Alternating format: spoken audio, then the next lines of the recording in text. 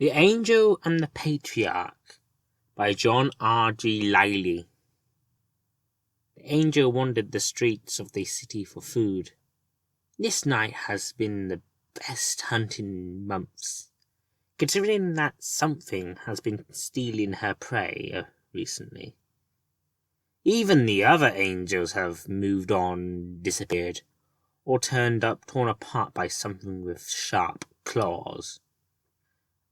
As the time reached midnight, she saw him, a 8-foot-tall purple giant with 4 long arms that ended with sharp claws that could cut through stone. His body was a mixture of bone-like exoskeleton and pure muscle.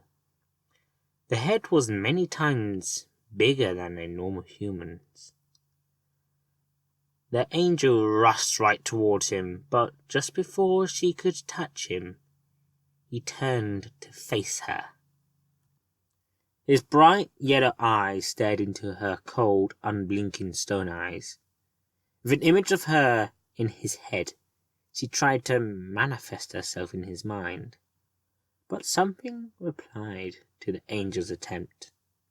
"Nice try, but I don't think so," said a male voice in her head.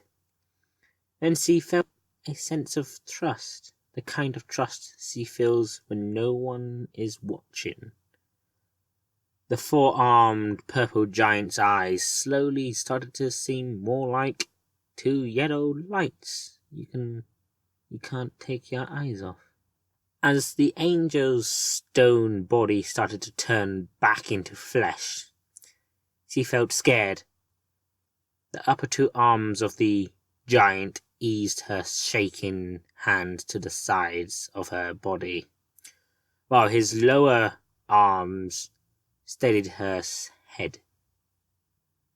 Then a long tongue with a pincer at the end slithered out of his mouth and embedded itself in the angel's neck. "They call me the Patriarch, by the way," the male voice in her head told her.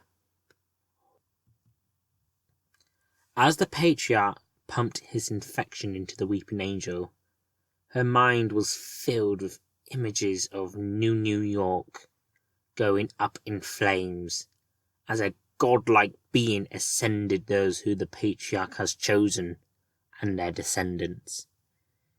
Each second the tongue was in her neck, the more she understood her place in the universe. "You're ready," the Patriarch telepathically said. The tongue slithered back into his mouth. Still using his telepathy, he told her, "You can go now, but I recommend you come with me." Then, for the first time since they encountered, the Patriarch looked away from her. But instead of sending him back in time and letting him die of old age, she followed him. As they walked, the angel felt like something was off about herself. It was an unborn child, a hybrid between the weeping angel and Gene Stealer. Well, I'm glad that's over with. I only wrote this for fun and to see the cringe factor and 2 very angry fandoms now have a go at me for writing this.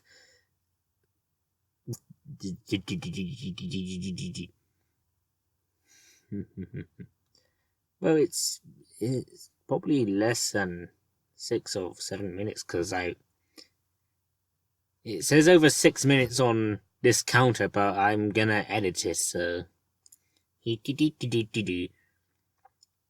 I'm probably gonna put bloopers in or put them as another episode. So this is John the Crazed, who just read you the most cancerous fanfiction possibly since the last cancerous fanfiction. So this is John the Crazed signing out. Then she felt a... God's sake!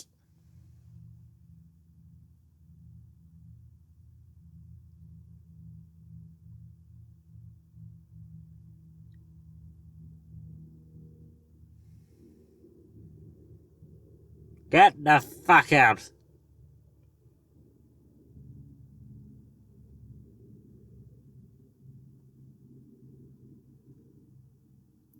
Jesus fucking Christ.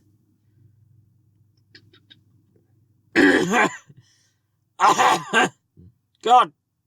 Fucking you're killing me.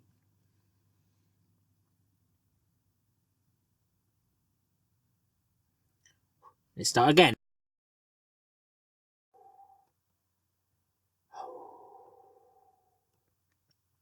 God, I hate it. Fuck you.